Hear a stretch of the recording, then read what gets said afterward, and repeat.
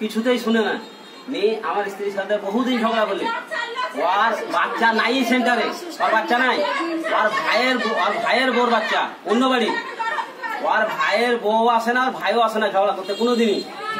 ও এসে খালি ঝামেলা করছে আমাদের সঙ্গে।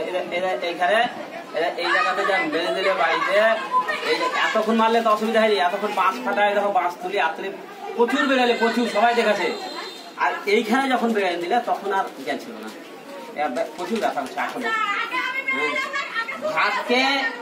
ভাতকে এখানে ভাত আছে পড়ি, এখানে ভাত আছে, নিজে হাতে ভাতকে তুলি নিলে আর এই ডিমকে তুলি নিলে আমাদেরকে বাদ দিন একবারে জোরে মুখ খুস্তি করি, তখনই ওকে আমি ধাক্কাচ্ছি, ধাক্কায় নিচে নামার চেষ্টা করেছি, ওকে ধাক্কায় নিচে নামার চেষ্টা করেছি।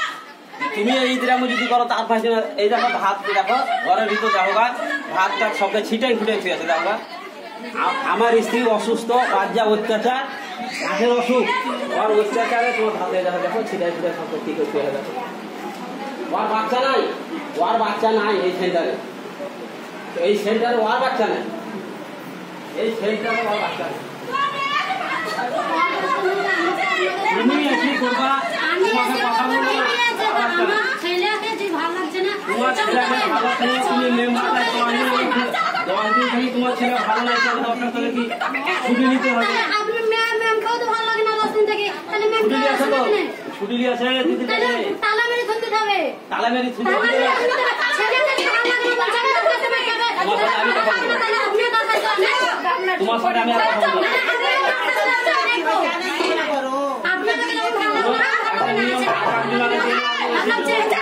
मुझे बोलছে তো ওপর থেকে কি লেখা ছিল কে যে আমাকে দর করতে পারবে না, দরে ছেলে খাবার দিবে, আমি আজ আমার বাড়ি আছে, তারপরে দর করতে পারবে না। ওর বাড়ির বাচ্চা নাই, ওর বাড়ির বাচ্চা নাই।